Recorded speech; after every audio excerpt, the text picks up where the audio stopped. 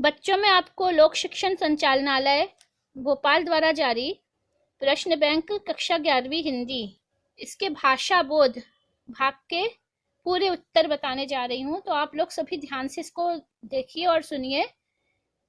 आप ये उत्तर इस तरह से देखेंगे तो आपको एक बार में ही वीडियो देखते ही सब कुछ याद भी हो जाएगा। इसमें विषय वस्तु है रचना के आधार पर वाक्य के प्रकार, दूसरा मुहावरे व लोकोक्ति, राष्ट्रभाषा राजभाषा, तीसरा है वाक्यांश के लिए एक शब्द भाव पल्लवन,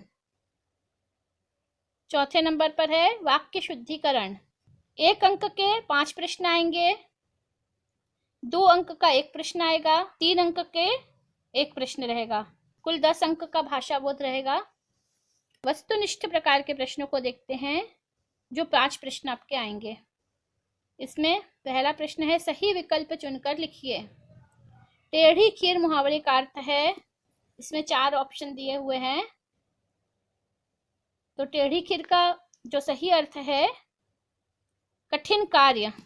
फिर दूसरा प्रश्न है श्रृंगार का स्थायी भाव क्या है? सही उत्तर है रति। श्रृंगार रस का स्थायी भाव रति है। सोहन अगले वर्ष भोपाल गया था, इसमें काल संबंधी अशुद्धि है।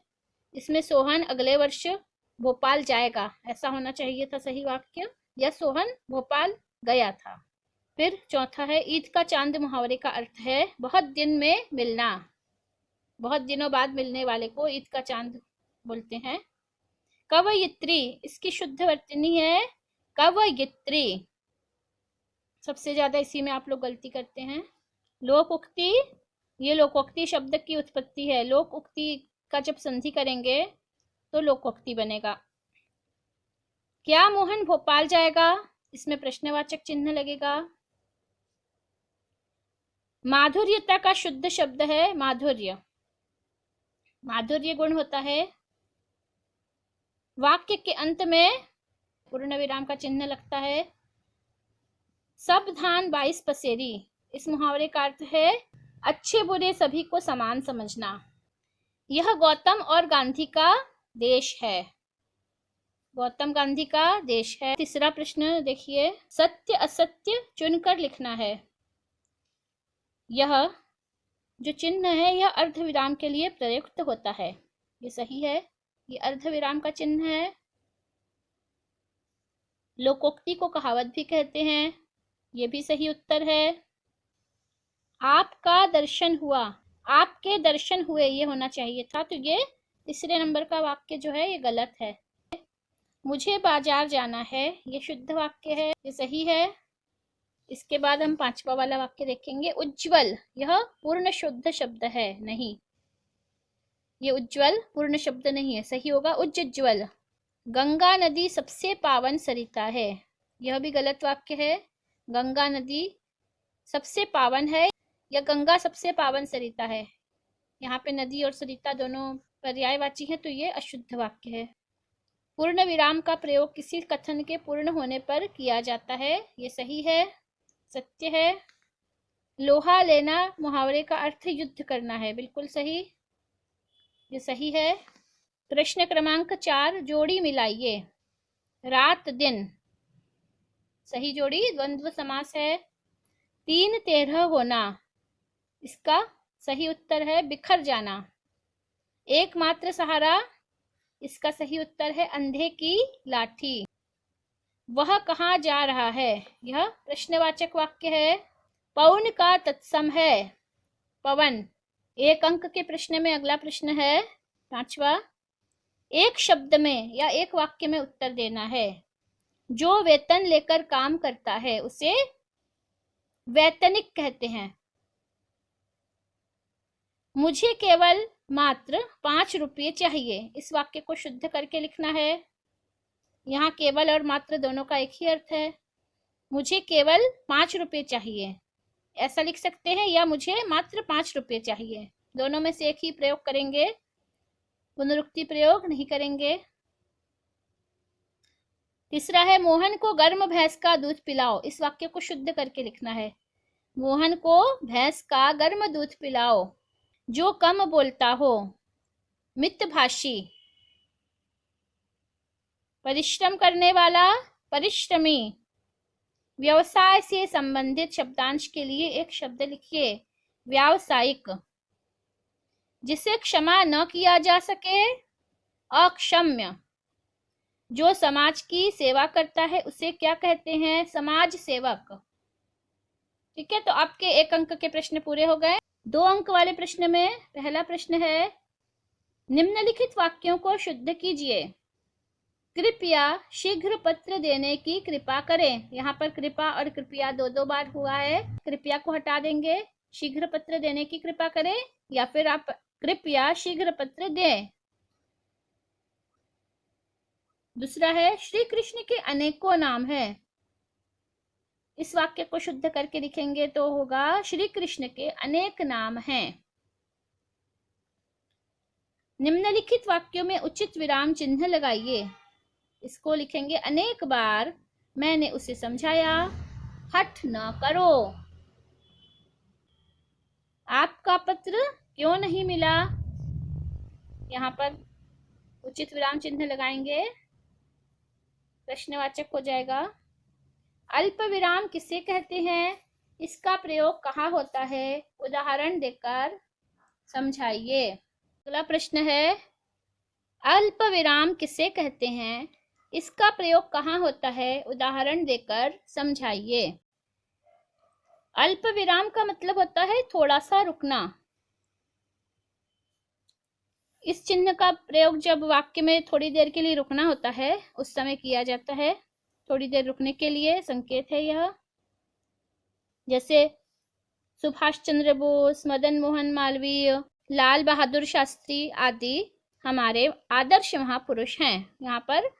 यहाँ पर एक नाम लिया, उसके बाद हम थोड़ा सा रुके हैं, तो इस तरह से वाक्य में क्षण मात्र के लिए रुकना होता है, तब अल्प विराम का प्रयोग किया जाता है। अगला प्रश्न, निम्नलिखित मुहावरों का अर्थ लिख करके वाक्य में प्रयोग करना है। आंख में धूल झोंकना, मुहावरे का अर्थ है धोखा देना। वाक्य में प्रयोग है, चोर पुलिस की आंख में धूल झोंक करके भाग गया। इसके बाद में है गुड़ गोबर कर देना, बना बनाया काम बिगाड़ देना। काम पूरा होने के पहले ही श्याम ने सब गुड़ गोबर कर दिया, सब काम बिगाड़ दिया। इसके बाद है, निम्नलिखित अशुद्ध वाक्यों को शुद्ध करके लिखिए। मैं अपनी बात का स्पष्टीकरण करने के लिए तैयार हूं। इसका सही उत्तर होगा, मैं अपनी बात का स्पष्टीकरण देने के लिए तैयार हूं। अगला वाक्य है, हिल्लोल जरूर पैदा करते हैं शिरीष के फूल मेरे मानस में। इसका सही वाक्य होगा, शिरीष के फूल मेरे मानस में थोड़ा हिल्लोल जरूर पैदा करते हैं। ये वाक्य हजारी प्रसाद द्विवेदी के शिरीष के फूल नाम के पाठ में है। घर का भेदी लंका ढावे, इसका अर्थ है आपस की फुट के कारण नुकसान होता है। विजय ने दल बदल करके अपनी पूर्व पार्टी की सारी गोपनीय बातें विपक्षी नेता को बता दी और सरकार गिरा दी। सही कहा है, घर का भेदी लंका ढावे। दूसरी कहावत है, मुंह में राम बगल में छुरी। इसका मतलब है कपटी मित्र। इसका उदाहरण होगा वाक्य में प्रयोग, कुछ सहकर्मी सामने मीठा मीठा बोलेंगे और पीठ पीछे षड्यंत्र करके नुकसान पहुंचाने की कोशिश करते हैं। इसको कहते हैं मुंह में राम बगल में छुरी। में विराम चिन्हों का क्या महत्व है, हिंदी में प्रयोग किए जाने वाले 2 विराम चिन्हों के नाम लिखिए।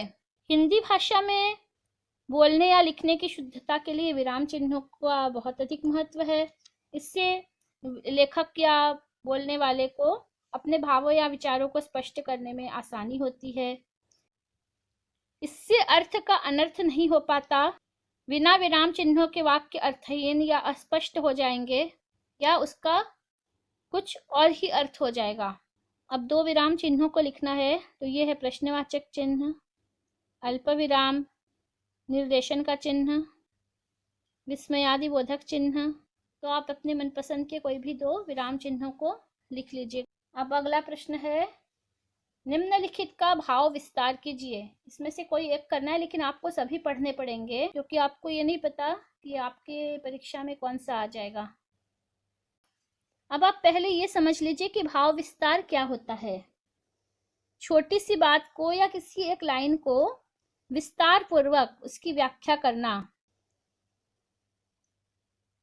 इसे भाव विस्तार कहते हैं। इसमें हम अपने अनुभव को समझा सकते हैं और अलंकृत भाषा शैली का भी प्रयोग कर सकते हैं। व्यवस्थित क्रम से उस बातों को कम से कम 6-7 पंक्तियां होनी ही चाहिए। इसमें कोई ऐसा कठिन शब्द हो वाक्य में तो उसकी भी विशेष व्याख्या करनी चाहिए। मैं आपको इसे बोल करके बता दूंगी, आप अपनी भाषा में लिख लीजिएगा। पहला वाक्य है, साहसपूर्ण आनंद की उमंग का नाम उत्साह है। ये जो वाक्य है यह गंभीर विचारक आचार्य रामचंद्र शुक्ल के उत्साह निबंध में आया हुआ है। आनंद वर्ग में उत्साह का विशिष्ट स्थान है और उत्साही व्यक्ति कर्म सौंदर्य के उपासक होते हैं। वह कर्म करने पर विश्वास करते हैं, कठिन से कठिन परिस्थितियों में भी साहस के साथ और उत्साह के साथ में मुकाबला करते हैं।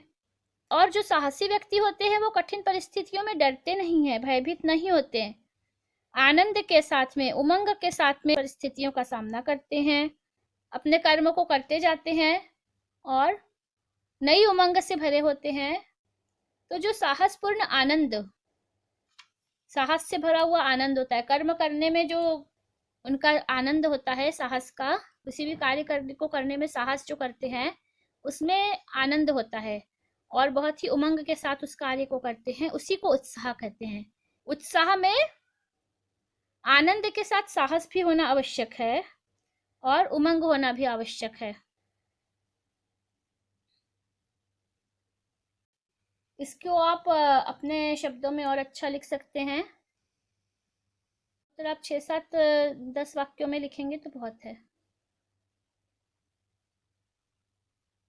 अगला वाक्य हमारा है, प्रकृति सुख दुख से परे है। इसका भाव विस्तार करेंगे, व्याख्या करेंगे कि सांख्य दर्शन में प्रकृति को सारे संसार का आधार माना गया है, जितने भी भौतिक और मानसिक जगत है उसका आधार माना गया है। आत्मा को छोड़कर सब कुछ प्रकृति से ही उत्पन्न हुआ है। प्रकृति ही सबका कारण है और प्रकृति का कोई कारण नहीं होता। प्रकृति जड़ होती है और आत्मा चेतन स्वरूप होती है। जो जड़ व्यक्ति है, जड़ वस्तु है, उसमें सुख दुख कुछ होता ही नहीं है क्योंकि उसमें भावनाएं नहीं है, उसमें मन नहीं है। सत्व रज और तम गुण मिल करके मोह उत्पन्न करते हैं और उससे ही दुख होता है। और ये जो गुण है यह आत्मा में जाकर के उसको ये सब अनुभव कराते हैं। प्रकृति तो उदासीन होती है, चैतन्य आत्मा का स्वभाव है। जब आत्मा शरीर में आती है तो सुख दुख आदि अनुभव करती है, शरीर धारण करती है तो उसमें मन बुद्धि अहंकार सब आ जाता है और उस शरीर में उसको सुख दुख का अनुभव होता है।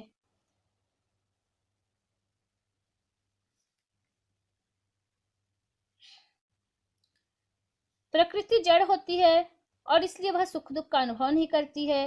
वह तीनों गुणों से परे है। सत्व रज और तम तीनों गुणों से परे है। तीनों गुणों को जब साम्य अवस्था में रखते हैं तब प्रकृति बनती है। साम्य अवस्था ही प्रकृति है और इस कारण से प्रकृति को सुख दुख इनका अनुभव नहीं होता है। जब मनुष्य को प्रकृति पुरुष के विवेक का ज्ञान हो जाता है तब उसकी आत्मा बंधनों से मुक्त हो जाती है। यह ज्ञान पाने के लिए, ज्ञान तो कई लोगों को होता है पुस्तकीय ज्ञान, लेकिन इस ज्ञान को पाने के लिए बहुत कठिन तपस्या करनी पड़ती है। तपस्या मतलब मेहनत। ज्ञान को पाने के लिए बहुत अध्ययन करना पड़ता है और बैठ करके आंखें बंद करके तपस्या नहीं है। कर्म करो, कर्म ही हमारी तपस्या है। कर्म करो, समझो इसको, निष्काम भाव से कर्म करो। प्रकृति में लिप्त नहीं होना है, प्रकृति के मोह माया में फंसना नहीं है। तीसरा वाक्य है, मुल्क बदल जाए वतन तो वतन होता है। जब कोई व्यक्ति विदेश में जाता है तो वो वहाँ भी अपने देश को मानता है। भारत से अगर कोई व्यक्ति बाहर गया है, अमेरिका में गया है या कहीं और गया है, तो भी वह अपने देश को, भारत को उतना ही चाहता है, उसके मन में भारत के प्रति उतनी ही श्रद्धा रहेगी। तो इसलिए कहा जाता है कि मुल्क तो बदल जाए, देश तो बदल जाए, लेकिन अपना वतन तो अपना ही वतन होता है। जिस देश में उसने जन्म लिया है, जिस धरती पर उसने अन्न जल ग्रहण किया है, जहाँ वह जीवन भर रहा है, बचपन से उसने वहां पर स्कूल देखा, सब कुछ किया, उसको वह कभी भूल नहीं सकता है। मातृभूमि को कभी भूला नहीं जा सकता है। वह चाहे जितने भी कामों में व्यस्त रहे, किसी भी कार्य से उसको विदेश में जाना पड़े, विवशतावश या किसी भी और जरूरी काम से, लेकिन वहां जाने पर भी उसको अपने देश के बारे में ही विचार आता रहता है। वह अपने देश के लोगों के संपर्क में होता है।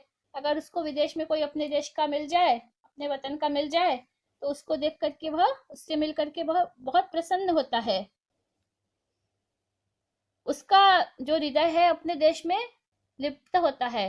उसके देश की अगर विदेश में कोई बुराई करता है तो मन में उसको दुख होता है, और अगर उसके देश की तारीफ होती है तो वह विदेश में रहते हुए भी बहुत प्रसन्न होता है। तो केवल रहने से, कहीं रहने से जरूरी नहीं कि वो हम उसके प्रति सम्मान ही रखें। जन्म का देश हम नहीं बदल सकते हैं, कर्म का देश तो बदलता रहता है, लेकिन जो जन्म का देश है वह हमारे मन में, मस्तिष्क में हमेशा छाया रहता है। उसके प्रति हम जैसे अपनी माँ को चाहते हैं, वैसे ही अपनी मातृभूमि के प्रति भी मन में कहीं न कहीं एक अच्छे विचार होते हैं, और होने भी चाहिए। अटूट श्रद्धा का भाव होना चाहिए। वैर क्रोध का अचार या मुरब्बा है। बहुत बढ़िया वाक्य है ये। जिस तरह से हम अचार को या मुरब्बा को, किसी चीज को, आम है, नींबू है, इनको हम जब अचार या मुरब्बा के रूप में रखते हैं तो वह वस्तु बहुत अधिक टिकाऊ हो जाती है, कभी खराब नहीं होती। इसी तरह से जब व्यक्ति किसी से वैर करता है, उससे दुश्मनी ठान लेता है, क्रोध में आकर के उससे दुश्मनी कर लेता है, तो वह जो क्रोध है वह हमेशा के लिए वैर के रूप में टिकाऊ हो जाता है। वह कभी खत्म नहीं होता, उसके मन में वह हमेशा समा जाता है। जैसे ही व्यक्ति को दिखता है कि अब हमको जिससे क्रोध है वह सामने आता है, तो वह बदला लेने की कोशिश करता है, और बदले की भावना जो है यही वैर है। क्रोध हम किसी पर भी कर सकते हैं, पर जब बदले की भावना आ जाती है तब वह दुश्मनी में वह क्रोध परिवर्तित हो जाता है। क्रोध हम अपने बच्चों पर भी कर सकते हैं, अब शिक्षक बच्चों पर भी करता है, अपने स्वयं के बच्चों पर भी करते हैं, अपने भाई बहनों पर भी क्रोध आ सकता है। पर वैर एक क्रोध से भी गहरी चीज है, जो क्रोध को पक्का बना देती है। और जब क्रोध का प्रदर्शन हम नहीं कर पाते हैं तो वह वैर के रूप में हमारे मन में स्थायी भाव ले लेती है, और समय देख करके वह बहुत ही खतरनाक रूप से कभी कभी सामने आ जाता है। इसलिए क्रोध को निकाल देना ही ठीक है, क्रोध को प्रकट कर देना ठीक है। मन में अगर हम उसको टिका के रखेंगे और उसको वैर के रूप में ले लेंगे तो ये बहुत ही खतरनाक वस्तु बन जाएगी। अचार या मुरब्बा तो खाने के लिए स्वादिष्ट होता है, क्रोध वैर का जहरीला अचार मुरब्बा है। इसमें और जहरीला शब्द जोड़ देना चाहिए, बहुत ही जहरीला, जो जहर उत्पन्न कर देता है।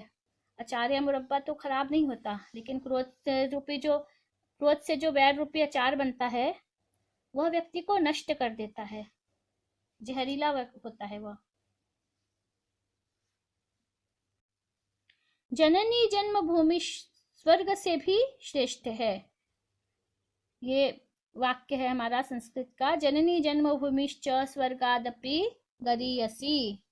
माँ और जन्मभूमि स्वर्ग से भी श्रेष्ठ है। स्वर्ग में भी उतना सुख नहीं मिलता जितना माँ के पास में या अपनी जन्मभूमि में हम जिस प्रकार के आनंद को प्राप्त करते हैं।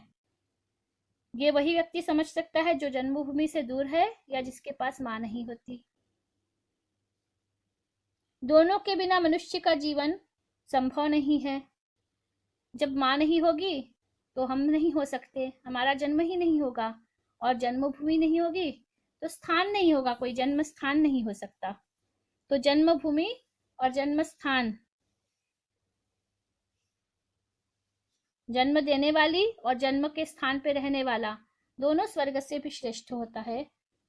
हम इसी भारत माता के या जिस भी जन्मभूमि में रहते हैं उसी के अन्न फल आदि को खा करके हमारा शरीर पुष्ट होता है। माँ हमारा पोषण करती है, पालन करती है, जीवन भर हमको कठिनाइयों से बचाती है। और सबसे बड़ी गुरु भी माँ होती है, सबसे पहली गुरु भी माँ होती है। ईश्वर के बाद में